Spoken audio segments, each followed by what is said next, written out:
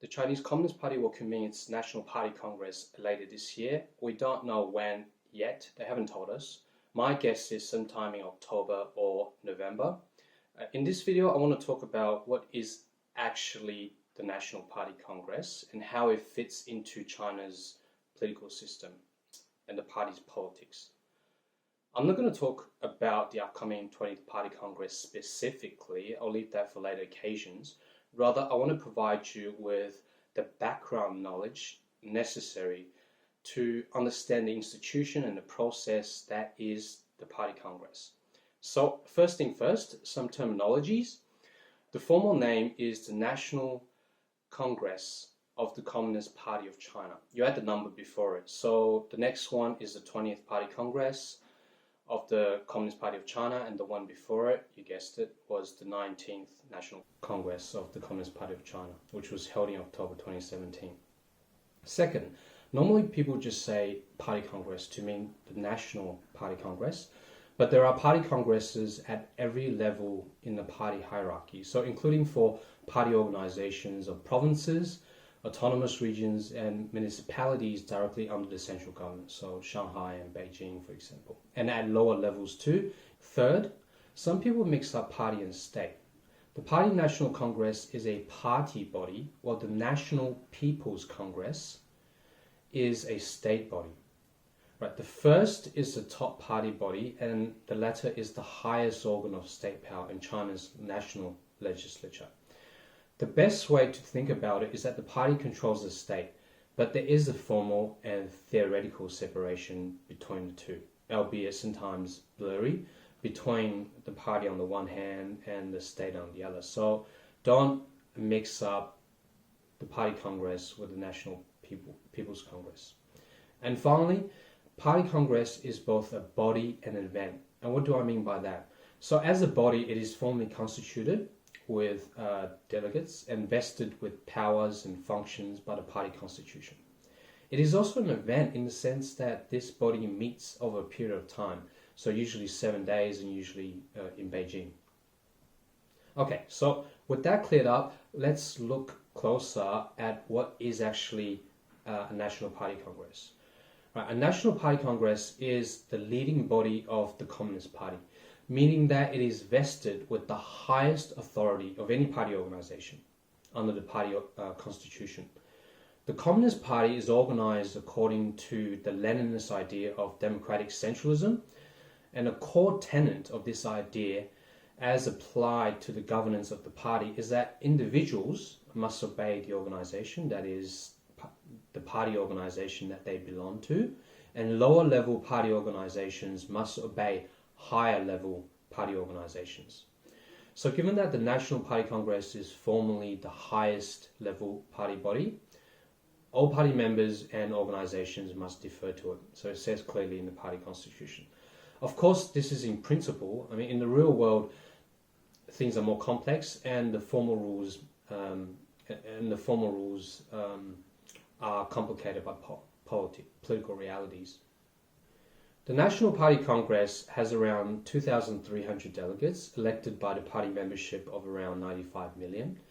The delegates are selected from 38 electoral units, which includes different regions of China, as well as from central party state bureaucracies, state-owned enterprises and the military.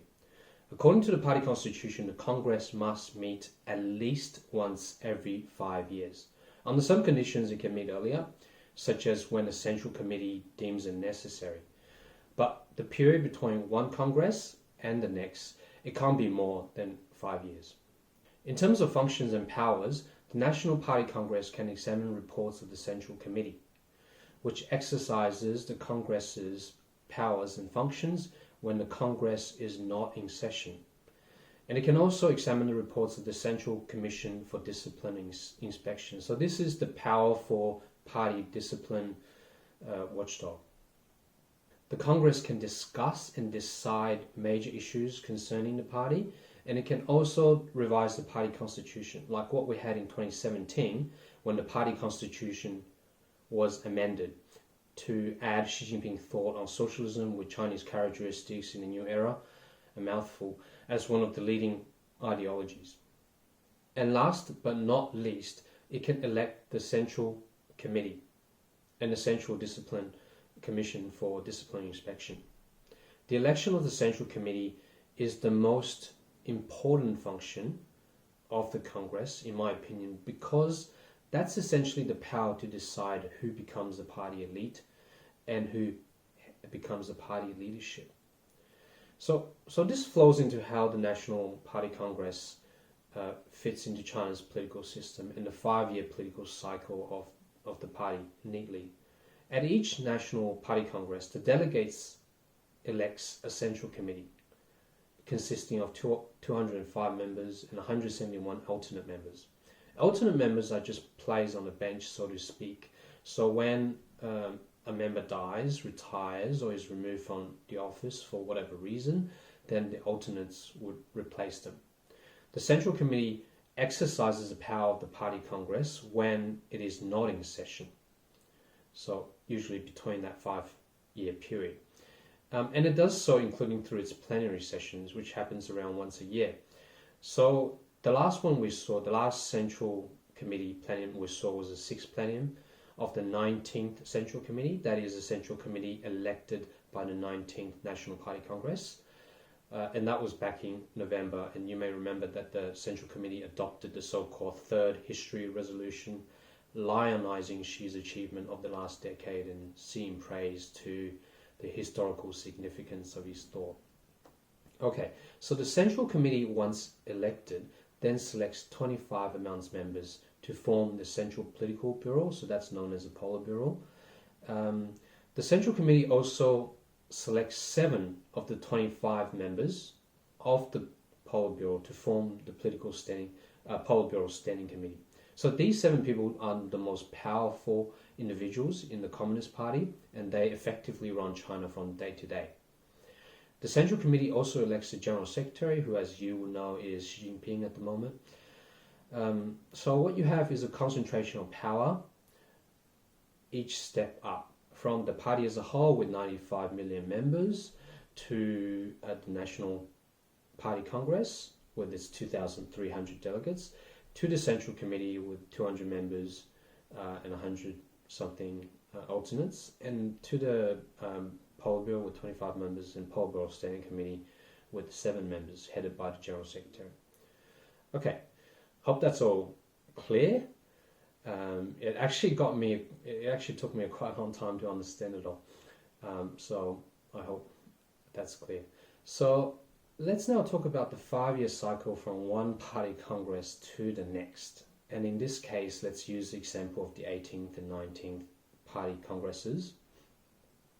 So once a party congress is held, it's immediately followed by the first plenum of the Central Committee that the Congress elects, which then selects the Politburo Standing Committee and General Secretary for the next 5 years. Right, and this is followed by 1 or 2 Central Committee plenums a year until it gets to the 7th plenum, just preceding the next National Party Congress. And then the cycle starts again, right? So there's the 7th plenum is the one coming up later this year, and it will happen just before the National Party Congress later this year, and it will announce the dates for the Congress. So I hope that gives you a basic background on the National Party Congress and how it fits into the Chinese political system dominated by the Communist Party. As we draw nearer to the National Party Congress later this year, I'd like to make a few more video guides digging deeper, for example, looking at the composition and election of the delegates, what actually happens at the National Party Congress, its agenda, and other topics that may help us put the upcoming Congress into context. So please do let me know if you have any questions. If you have any questions, you can email me at adam@neican.org. That's NEICAN. And I'll try to incorporate them along with a whole bunch of others that I've already received from other folks into future talks. Okay, thanks for watching, and I hope you have a good weekend.